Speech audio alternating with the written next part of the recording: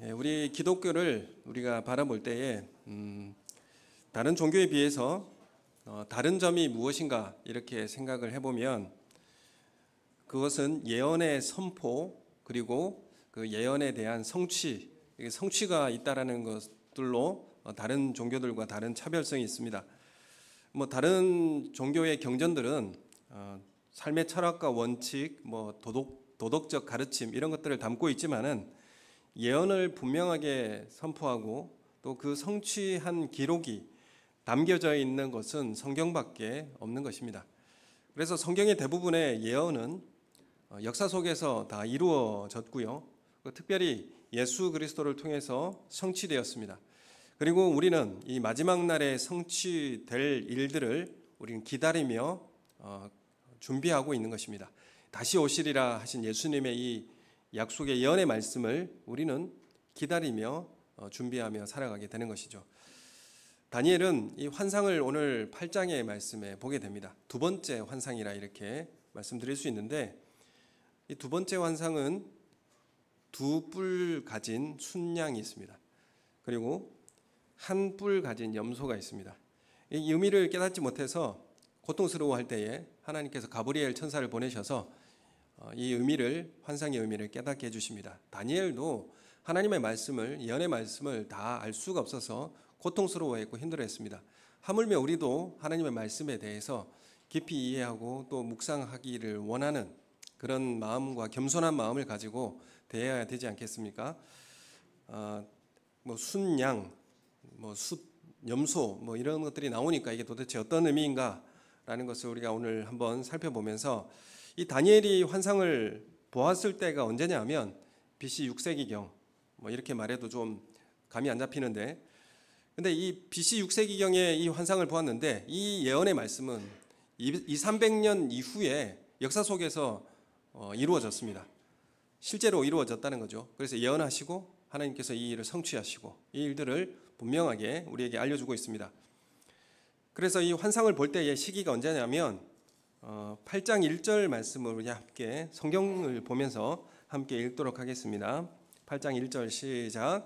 나 다니엘이 처음 나타난 환상 후 벨사살 왕 제3년에 다시 한 환상이 나타나니라. 아멘. 처음 나타난 환상을 보고 난 이후에 8장은 두 번째 환상입니다. 두 번째 환상을 볼 때는 언제냐 하면 벨사살 왕 제3년 때입니다. 벨사살 왕은 어느 나라 왕입니까? 바벨론 왕이죠. 바벨론 마지막 왕이라 이렇게 말씀드릴 수 있고 그래서 이 벨사살 왕 3년째에 이 환상을 보았다. 두 번째 환상이죠. 첫 번째 환상은 언제 보았냐면 7장에 보면 첫 번째 환상입니다. 7장 1절에 한번 우리 찾아서 같이 읽어보겠습니다. 시작. 바벨론 벨사살 왕 원년에 다니엘이 그의 침상에서 꿈을 꾸며 머릿속으로 환상을 받고 그 꿈을 기록하며 그 일의 대략을 진술하니라. 아멘. 그래서 이 바벨론 마지막 왕이었던 벨사살 왕의 원년 첫째 해에 첫 번째 꿈을 꾸었고 3년 후에 두 번째 꿈을 꾸었습니다. 이 두 번째 꿈을 꾸었는데 그 예언이 뭐냐면 숫염소, 뿔이 두 개 달린 순염소의 염소가 아니죠. 순양의 뿔 두 개 달린 양의 꿈과 그리고 하나의 뿔 달린 순염소입니다. 저도 헷갈리는데 얼마나 헷갈리시겠습니까? 그래서 이 벨사살 왕이라고 하는 이 사람은 누구겠습니까? 이 사람은 큰 잔치를 벌이고 있다가 벽에 손가락이 나와서 글을 쓴 내용으로 그날 밤에 죽임을 당하고 바벨론도 그날 멸망을 당하게 됩니다. 바벨론 다음에 나라가 혹시 무슨 나라인 줄 아십니까?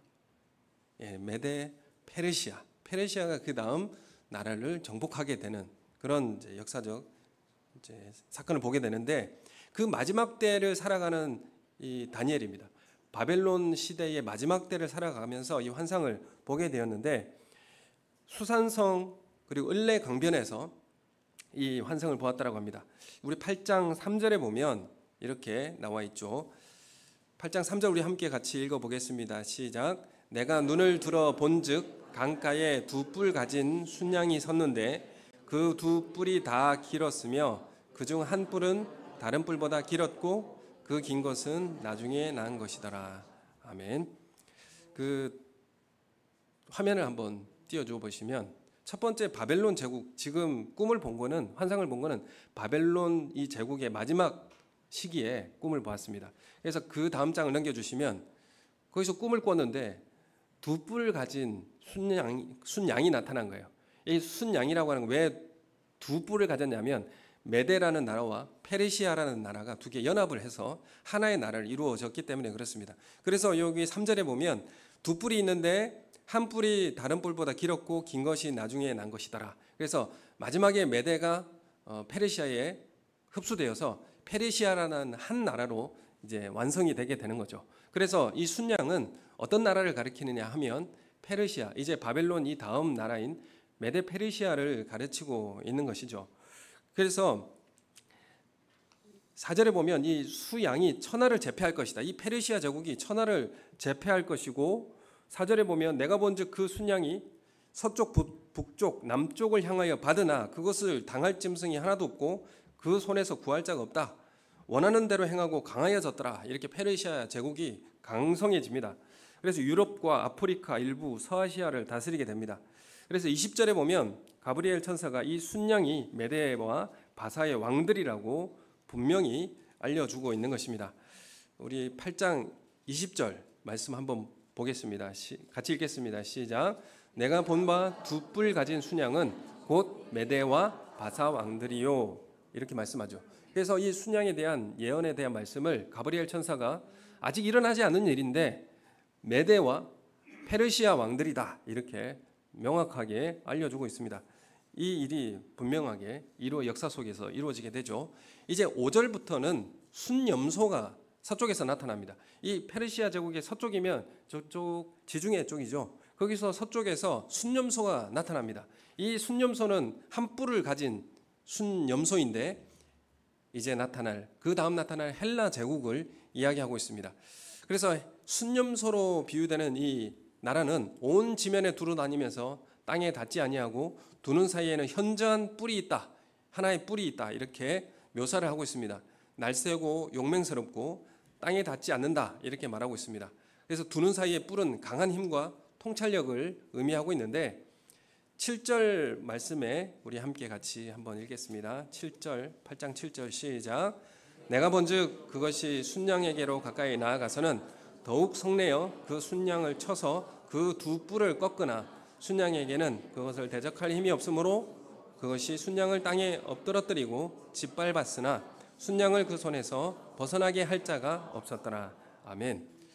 이 메데 페르시아를 종식시키고 완전히 멸망시킵니다. 이것이 헬라 제국인데 알렉산더 대왕이 이 헬라 제국의 왕이 되어서 한꺼번에 순식간에 이 페르시아를 정복하게 됩니다. 그런데 이 알렉산더 대왕이라고 하는 이 왕이, 걸출한 왕이 헬라 제국을 건설하게 되는데 그 현저한 뿔 하나가 바로 이 알렉산더 대왕을 의미하게 되죠. 그리고 이 알렉산더 대왕은 3년 만에 근동 전체를 이렇게 정복하게 됩니다. 그런데 불행하게도 동방 원정을 다녀오면서 바벨론에 돌아오다가 33세에 말라리아로 보이는 고열로 인해서 죽어버리고 맙니다. 젊은 나이에 죽어버리고 난 다음에 이 넓은 나라를 어떻게 다스릴 것인가에 대한 고민이 있는 것이죠. 아들은 다 죽임을 당하게 되고요. 그리고 4명의 군대 장군들에 의해서 다시 나뉘어져서 통치하게 됩니다. 그것이 이제 22절에 말씀하고 있는데 22절 말씀 함께 같이 읽겠습니다. 시작. 이 뿔이 꺾이고 그 대신에 내 뿔이 났은즉 그 나라 가운데서 내 나라가 일어나되 그의 권세만 못하니라. 아멘. 이 헬라 제국이 강성했는데 이제 알렉산더 대제가 죽고 난 다음에 4개의 나라로 갈려져 버리죠. 그림 한번 보여주시면 이 순염소 그 다음에 이제 이 헬라 제국은 4개의 장군들이 나누어 가지게 됩니다. 그래서 셀루쿠스, 또 프톨레마이오스, 리시마코스, 카산드로스 이렇게 4개의 분할된 그 왕국으로 분열되게 되죠. 그래서 하나의 뿔이 뽑히고 4개의 뿔이 현저하게 나타나게 된다라는 이 말씀이 그대로 이루어지게 되는 것입니다.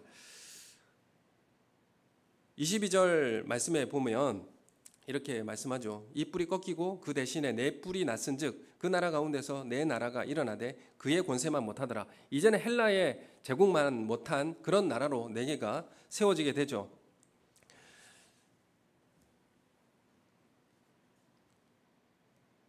10절 말씀에 보면 9절 10절 말씀 우리 함께 같이 읽겠습니다. 8장 9절 10절 시작. 그중 한 뿔에서 또 작은 뿔 하나가 나서 남쪽과 동쪽과 또 영화로운 땅을 향하여 심히 커지더니 그것이 하늘 군대에 미칠 만큼 커져서 그 군대와 별들 중에 몇을 땅에 떨어뜨리고 그것들을 짓밟고, 이렇게 말씀하고 있습니다. 다시 그림을 좀 보여주시면, 아니 그거 말고요, 그 앞에 네 개 분할된 나라 중에서 셀루쿠스 왕조와 포텔레마이오스 왕조가 딱 이스라엘 지역을 보면 두 개 겹쳐 있죠. 겹쳐 있는데 그 분쟁과 전쟁이 계속 휩싸이고 되었습니다. 그 가운데 셀루쿠스 왕조가 장악을 하게 돼요. 장악하게 되는데 그 중에 셀루쿠스 왕조에서 나타나는 왕이 있었는데 그 왕이 누구냐면 안티오쿠스 에피파네스 4세라는 참 이름도 외우기 어려운 이 왕이 세워지게 됩니다. 근데 이 왕이 왜 중요한가라고 하면 엄청난 핍박을 이스라엘에게 가하게 되는 것이죠. 이 일들이 벌어지게 되는데 12절에 보면 12절까지가 이 작은 뿔이라고 하는 이 뿔이 안티오쿠스 에피파네스라고 하는 이 왕이 행한 그런 악행을 기록하고 있습니다. 이 작은 뿔이 셀루쿠스 왕 안티오쿠스 에피파네스 4세를 이야기하고 있는데 그 군대가 하늘의 별들 몇 개를 떨어뜨립니다. 이건 유대를 침략하게 될 것이고 그 땅을 괴롭힌다라는 그런 의미입니다. 그래서 하늘의 별은 하나님의 백성들을 의미하는데 몇을 땅에 떨어뜨리고 짓밟는 일을 합니다. 그래서 이 11절 말씀을 보겠습니다. 이 셀루쿠스 왕조의 안티오쿠스가 어떤 일을 행하느냐, 11절 말씀에 같이 읽겠습니다. 시작. 또 스스로 높아져서 군대의 주제를 대적하며 그에게 매일 드리는 제사를 없애버렸고 그의 성소를 헐었으며, 12절 읽겠습니다. 그의 악으로 말미암아 백성이 매일 드리는 제사가 넘긴 바 되었고 그것이 또 진리를 땅에 던지며 자의로 행하여 형통하였더라. 아멘. 이 안티오쿠스가 자신과 그리스 신들을 하나님보다 우월하다고 여기면서 하나님의 백성들을 괴롭히고 핍박했습니다. 예루살렘 성전을 약탈하고요, 수많은 사람들을 학살했습니다. 성전 안에 제우스 신을 위한 제단을 세웠고요, 그리고 그곳에 돼지를 잡아서 돼지피를 뿌렸습니다. 그 유대인들에게 있어서는 엄청난 모욕적이고 하나님을 조롱하는 그런 행위를 하게 된 것이죠. 그리고 유대인들에게는 음식법과 할례법도 지키지 못하게 하고요, 안식일, 절기를 다 없애버렸습니다. 그리고 매일 드리는 희생제사도 드리지 못하게 했습니다. 그래서 그 종교를 완전히 말살하고 또 억압하는 그런 핍박을 가져왔던 그 왕이 누구냐면 안티오쿠스 왕이었습니다. 그러니까 이 왕이 어떤 왕으로 비유되냐면 적그리스도로 예표되는 왕이다, 이렇게 말씀하고 있죠. 그래서 이 왕이 나타나서 이스라엘을 완전히 핍박하고 믿는 사람들을 괴롭히게 되는 것입니다. 그래서 사실 이 다니엘은 언제 이 환상을 보게 됩니까? 바벨론 때 이걸 보게 되고 앞으로 이제 미래에 이스라엘 백성들이 겪게 될 그런 고통을 지금 다니엘은 확인하게 되는 것이죠. 앞으로 이스라엘이 얼마나 고통받게 될 것인가. 사실 이 안티오쿠스가 이 세상 이제 믿는 사람들을 이제 이스라엘 백성들을 어떻게 죽였냐면 산채로 기름에 집어넣고요, 머리서부터 이제 껍질을 벗기고요, 뭐 이런 고통들을 이스라엘 백성들에게 가했습니다. 이런 것들을 다니엘이 바벨론 시기에 미래의 이스라엘 백성들이 얼마나 고통받을 것을 바라보면서 힘들었겠습니까? 그런데 이것은 역사 가운데 일어났고요, 또한 이 적그리스도로 예표되는 이 안티오쿠스는 또 그 다음 우리 때에 미래의 적그리스도의 역할이 어떻게 나타날 것인지를 우리에게 예표해주고 있는 것입니다. 가까운 미래에 나타날 역사 가운데도 일어날 것이요, 또한 이것은 미래의 적그리스도의 모습은 어떤 모습으로 우리에게 다가올 것인가를 우리 가운데 예언해주고 있는 것입니다.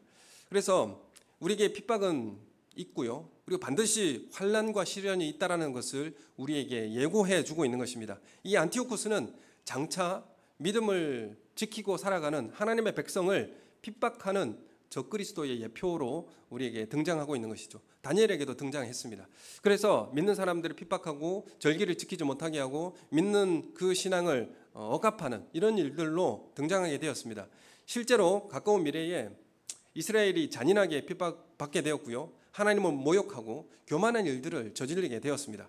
이 일은 먼 미래에 이스라엘에게는 일어났고요.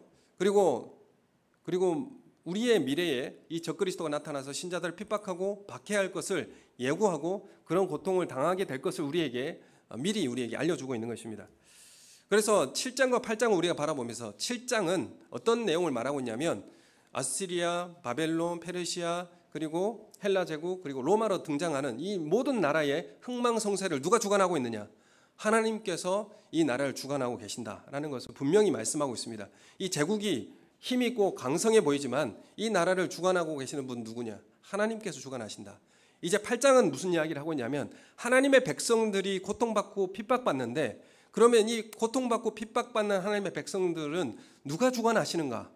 악한 이 적그리스도가 주관하느냐? 그게 아니라 하나님께서 이 하나님의 백성들을 이 고통과 핍박 가운데서 하나님은 다스린다. 하나님의 주권적으로 다스린다. 이것을 8장에는 우리에게 말씀하고 있는 것입니다. 그래서 17절과 18절에 19절에 이렇게 말씀합니다. 17절에 보시면 8장 17절에 보면 같이 읽겠습니다. 시작. 그가 내가 선 곳으로 나왔는데 그가 나올 때에 내가 두려워서 얼굴을 땅에 대고 엎드리매 그가 내게 이르되 인자야 깨달아 알라. 이 환상은 정한 때 끝에 관한 것이니라. 아멘. 무슨 말입니까?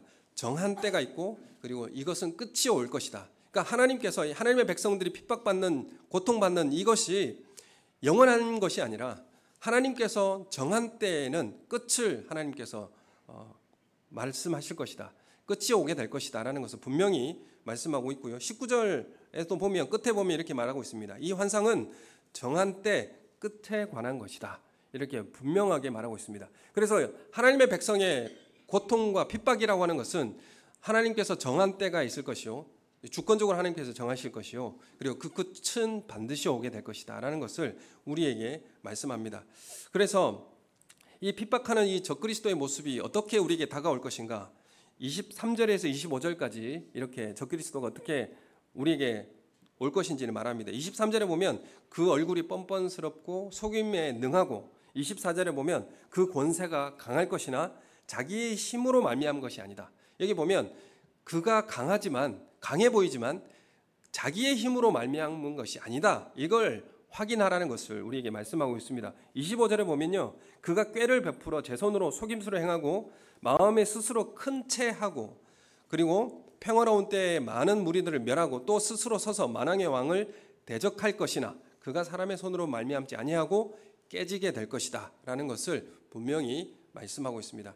여러분 우리가 살아가는 상황 가운데 안티오쿠스 같이 이 적그리스도와 같이 어려움을 주는 것들이 우리 가운데 있습니다.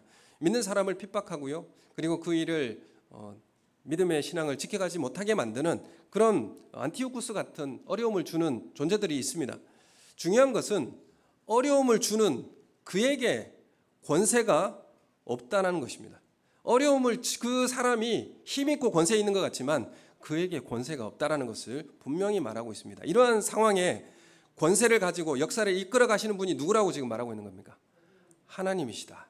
하나님께서 이 역사를 주관하시고 믿는 자의 핍박과 고통 가운데서도 하나님의 주권 가운데서 이끌어 가시는 분은 누구시냐?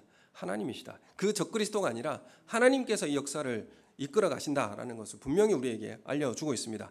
이것이 우리가 이 땅에서 하나님을 신뢰하며 걸어가야 할 이유가 되는 것이고요. 그리고 이 말씀 우리가 간직할 때에 소망을 가지고 힘있게 이 땅을 살아갈 수 있는 능력도 여기에서 나오게 되는 것입니다. 어려울 때마다 힘겨운 일들은 우리가 당할 때마다 내 생각으로 해석되지 않아서 힘듭니다. 왜 이런 고통과 어려움들이 일어날까? 다니엘도 생각했죠. 바벨론 때에 이 환상을 보면서 왜 이스라엘 백성들에게 이렇게 고통스럽고 힘든 어려움들을 주십니까? 이 문제 때문에 너무나 고통스럽지 않겠습니까? 우리가 교회를 바라보면서 아니면 세상에서 믿는 자들의 이런 숫자가 줄어들고 또 기독교의 어떤 그 존재의 가치가 훼손되고 이런 일들을 바라보면서 얼마나 우리가 고통스럽고 힘듭니까? 힘겨운 일들이 사실 내 생각대로 이게 해결되지도 않고 하나님의 능력에 의지하여 그러나 반드시 끝이 올 것이라는 믿음의 길을 우리는 이 땅에서 걸어가야 한다는 것입니다.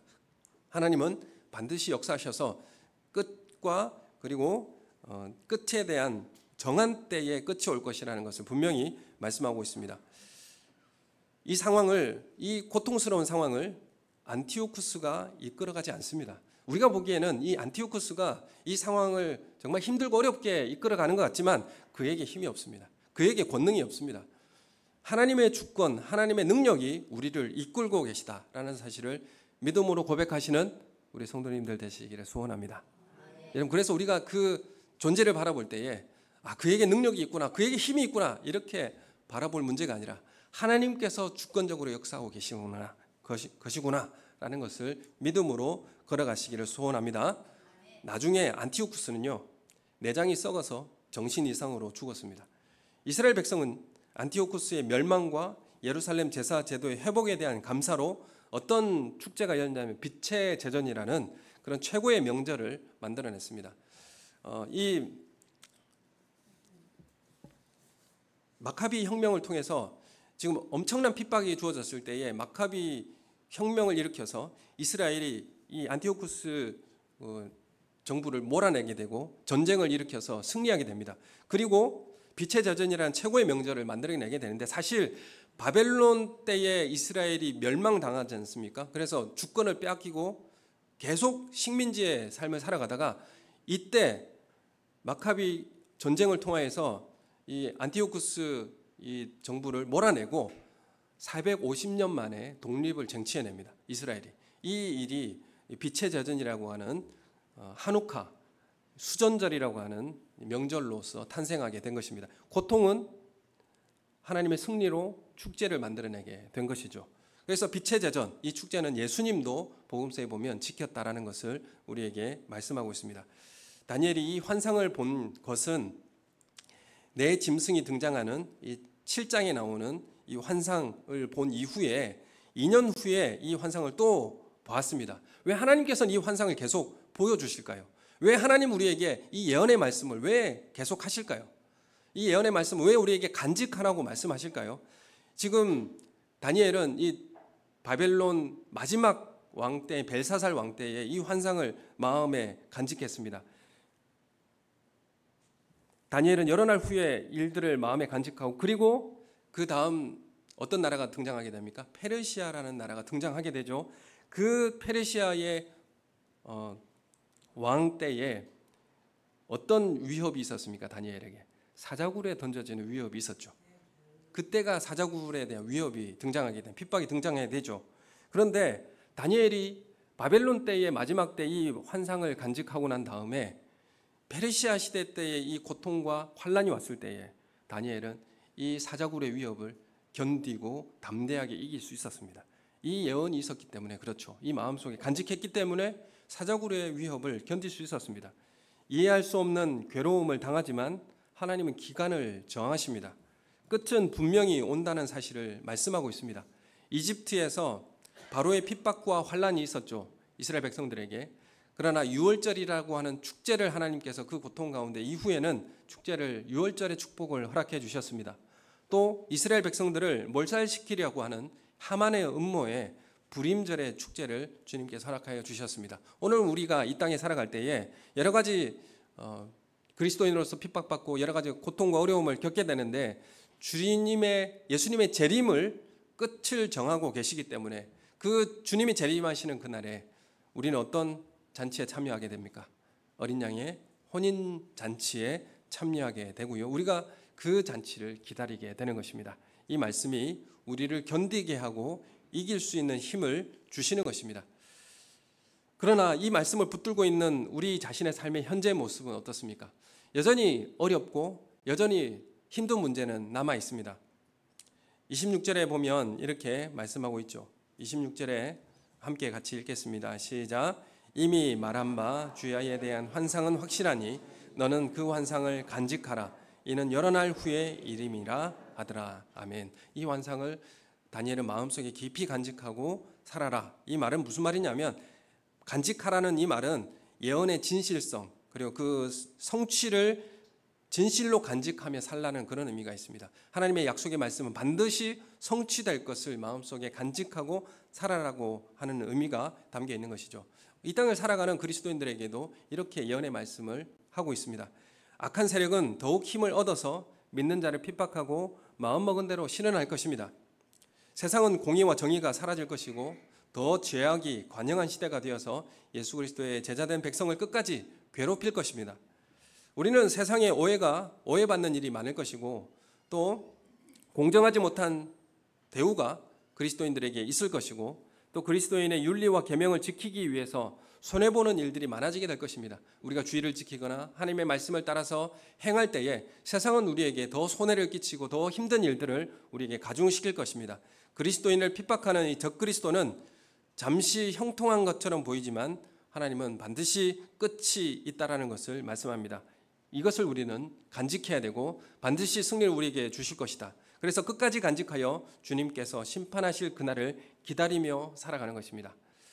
노아가 120년 동안 방주를 지으면서 그때를 간직하며 살았습니다. 그 심판의 때를 기억하며 마음에 간직하며 묵묵히 120년 동안 산에다 방주를 짓는 일을 끝까지 한 것이죠.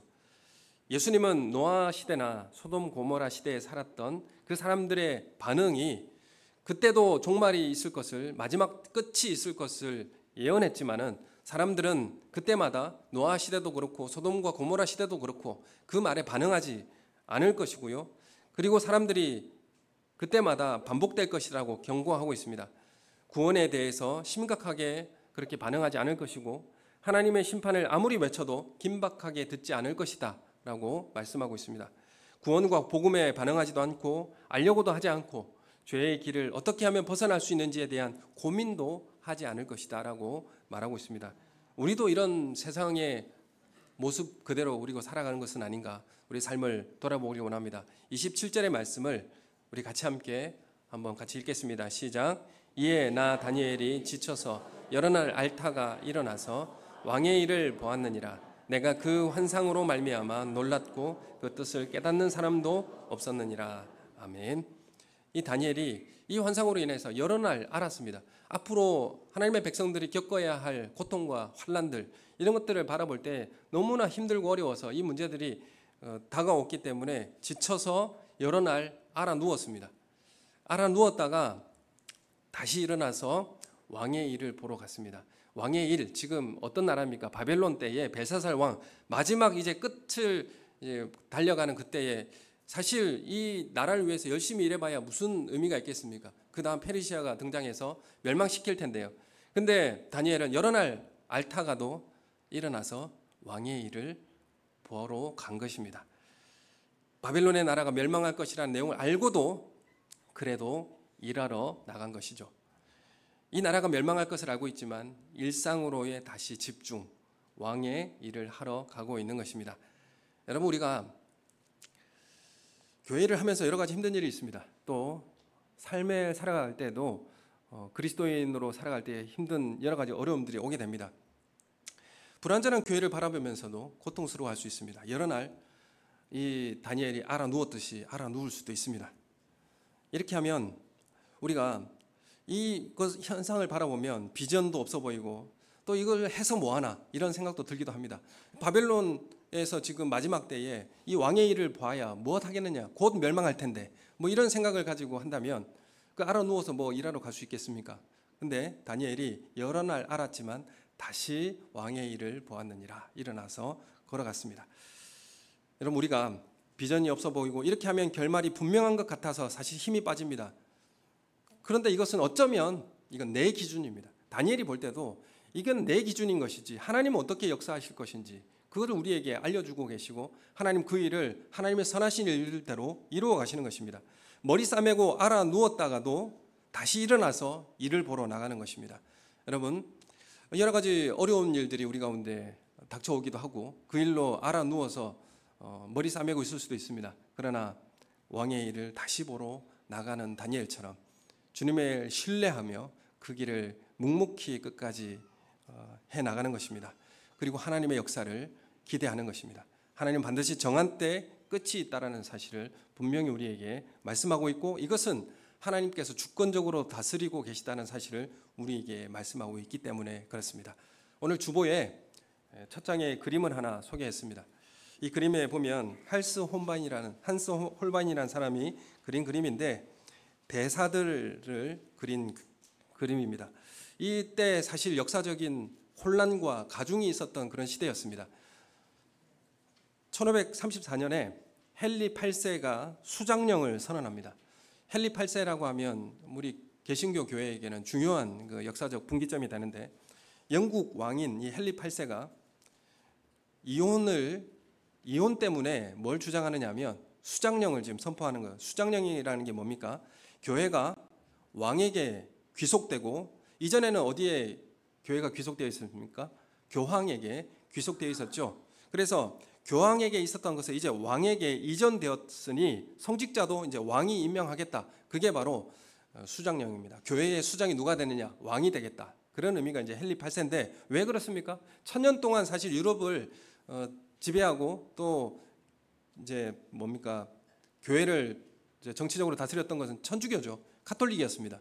그런데 이 가톨릭을 거부하고 이제 내 마음대로 하겠다 하는 등장이 생긴 겁니다. 그래서 헨리 8세가 수장령을 발표하면서 교회 수장이 왕이 되는 것인데, 그러면서 성공회가 등장하게 되죠. 영국의 성공회가 등장하게 됩니다.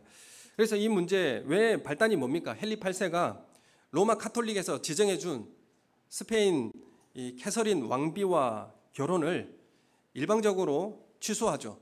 누구랑 결혼합니까? 왕궁 시녀인 엠블린과 결혼을 했기 때문에 이 문제로 엄청난 파장이 벌어지게 되고, 즉각 유럽에서는요 전운이 감돌고요, 또 종교적 전쟁과 고통이 엄습해 옵니다. 그래서 프랑스는 이 안 되겠다 싶어가지고 두 대사를 보내게 돼요. 누구냐면 영국 대사 장드 댕트빌이라는 사람, 왼쪽 사람이고, 그리고 오른쪽에 대주교 조르주 드 셀브를 보내게 됩니다. 그래서 이 대사들을 영국에 파송하게 되죠. 이 대사들을 파송하여서 이 문제를 해결하기를 원했는데, 사실 그 당시에 엄청난 혼란스러운 일들이 벌어졌습니다. 개신교 또 이 교회가 분열하고 전쟁과 또 정치적 위협들이 벌어지게 되었습니다. 이 그림에 뭘 표현했느냐 하면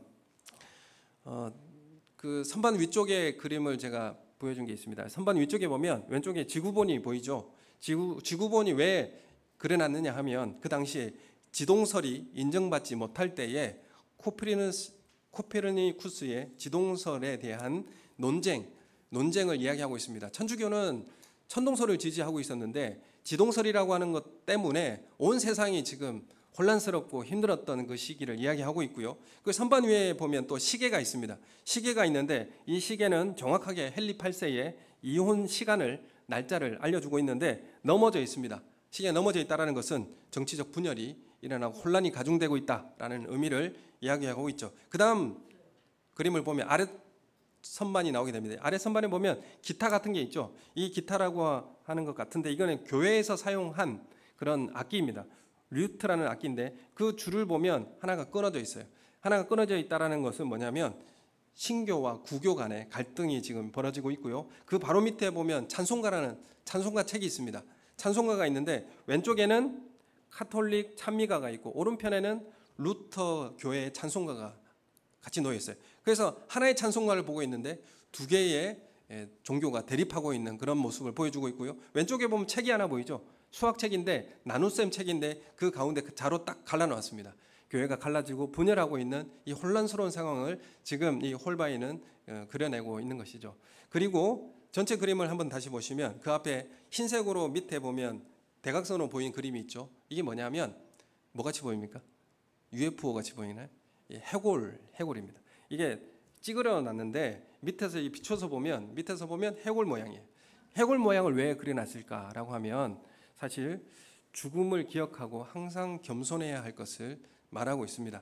하얀 형상, 이것은 메멘토 모리로 상징되는 해골의 모양입니다. 그래서 이 모든 혼란과 자신들의 힘을 가지고 이런 것들을 지배하려고 하는 것을 보게 되지만 여러분들은 죽음을 기억하라. 그리고 항상 겸손할 것을 이야기하고 있습니다. 그래서 이 그림은 그 시대에 정말 종교가 1000년 동안 가톨릭이 지배하고 다스리고 있었는데 이것이 갈등을 일으키고 여러 가지 전쟁으로 혼란스럽고 과학과 문화나 이런 모든 문제들에 있어서 어려움과 분열을 양산시키는 이런 혼란스러운 상황 가운데 지금 홀바이는 그림을 그리고 있죠. 그리고 왼쪽 커튼 제일 상단에 동그랗게 빨간색으로 그려놨지 않습니까? 거기에 숨겨진 그림이 있죠. 이게 뭐냐면 커튼 뒤에 누가 계십니까? 예수님이 십자가에 달려신 예수님이 거기에 계세요. 이 말은 무슨 말이냐면 예수님이 역사의 커튼 뒤에서 세상을 주관하시는 분이라는 것을 지금 한소 홀바이는 이렇게 고백하고 있는 것입니다. 이 세상은 지금 엄청난 혼란과 고통 가운데, 그리고 수많은 전쟁으로, 종교 전쟁이 사실 참혹하고 위험한 것이 더 심각한 것이죠. 이런 일들이 벌어지는 상황 가운데서, 혼란스러운 가운데 이런 역사의 주관자이신 분이 누구인가? 그분은 바로 예수 그리스도이시다. 역사의 커튼 뒤에서 주관하시는 분은 바로 하나님이시다라는 것을 이 그림에서 한소 홀바이는 고백하고 있는 것입니다. 바벨론, 페르시아의 군주들이 주도하는 것처럼 보여도 역사의 주관자가 바로 그리스도이심을 고백하고 있는 것입니다. 여러분, 나에게 있어서 또한 우리의 삶에 있어서 있지 않습니까? 어려움을 제공하는 그 문제, 그 사람, 그 부당한 상황이 권능을 가지고 이끌어가지 않습니다. 이런 일로 인해 여러 날 알아 누울 수 있지만 하나님께서 이 환난을 능력으로 이끌고 주권으로 인도하신다는 사실을 믿음으로 고백하시길 원합니다. 내가 말하는 그 사람, 그 문제, 그 부당한 상황이 권능을 가지고 있지 않습니다. 그것이 우리를 이끌어가지 않습니다. 하나님께서 주권적으로 역사하고 계시고 인도하신다는 것입니다. 우리가 지금 창세기를 우리가 묵상하고 있지 않습니까? 야곱의 그 가족들이 얼마나 소위 말하는 정상적인 가정인가요? 여러분, 그 가정과 시기와 경쟁과 분열과 갈등 가운데서 어떤 일이 벌어집니까? 하나님은 그 가정에서 어떤 것들을 만들어내시나요? 이스라엘의 근간이 되는 12지파를 만들어내십니다. 하나님의 주권적인 역사를 믿음으로 신뢰하시는 우리 성도님들이 되시기를 소원합니다. 여러분, 우리 여러 날 알아 누울 수 있습니다. 그러나 다시 일어나서 왕의 일을 보는 것입니다. 그리고 주님의 일을 우리가 믿음으로 신뢰함으로 걸어가는 것입니다. 우리에게 여전히 어려움이 있더라도 다시 일어나서 맡겨진 사명은 끝까지 달려가는 우리의 사랑하는 성도님들 되시기를 예수님의 이름으로 축원합니다. 우리 함께 기도하겠습니다.